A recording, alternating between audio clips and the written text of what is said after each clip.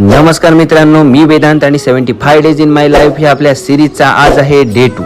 तर या दुसऱ्या दिवशी मित्रांनो आपण आलो रेल्वे स्टेशन पासून फक्त 2 मिनिटाच्या अंतरावर असलेलं श्री क्षेत्र गांधारेश्वर मंदिर.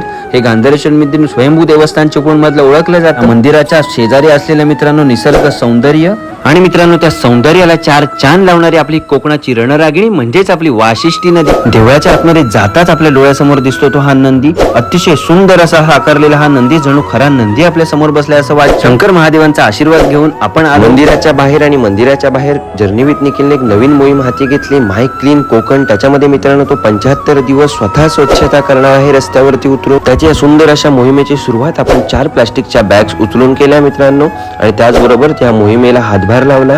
त्यानंतर रात्री थोडी गाडीमध्ये धमाल मजा मस्ती करून दिवसाची सांगता केली.